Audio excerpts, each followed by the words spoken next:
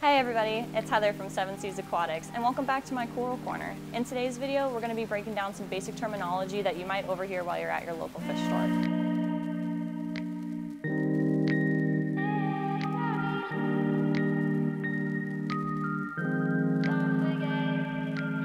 So the three main categories that you might hear is going to be soft corals or softies, LPS, and then SPS. So for soft corals in this category, your main corals are going to be like zoanthids, leather corals, and mushrooms, and stuff like that. These types of corals, they don't contain a skeleton, so they don't require too much in the water chemistry as far as calcium and alkalinity additives go. Soft corals are great because they come in a wide variety of colorations and they're easily propagated. They also really help fill in any space to give your tank that nice full look. Another great thing about soft corals is that they're a lot more tolerant to changes in water chemistry, which allow them to be better for like a beginner style reef. So then we have our stony corals, the LPS and the SPS.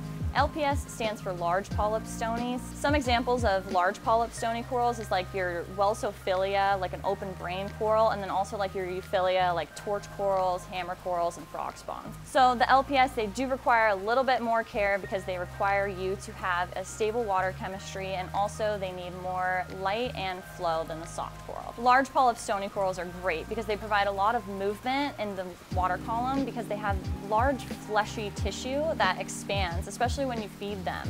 Another really great part about them is that feeding response. I have a lot of fun actually triggering that and then having the corals accept the food. It's just a really great experience. Then we have our SPS category. Now these corals are mostly like your Montiporas and your Acroporas. They are generally known to be more difficult to care for, and that's because they require you to have a pretty tight husbandry over your tank and monitor your parameters pretty regularly. SPS are known to be more difficult because they require higher intensity lighting and flow. One of the reasons these types of corals require that higher intensity lighting and flow is because in just 1 square inch of this coral, there could be hundreds of mouths.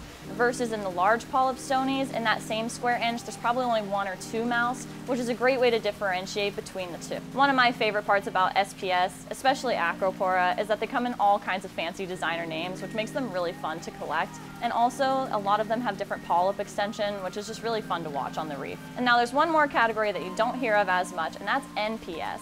What that stands for is Non Photosynthetic coral. So NPS corals do not use the zooxanthellae to photosynthesize, so therefore they need nitrates within their system or to be fed pretty regularly to stay happy and open. So I hope that understanding these terms is going to give you a little bit more confidence when you're at the local fish store, especially when you're overhearing people throw them out there. Thank you so much for watching, and don't forget to like and follow for more tips.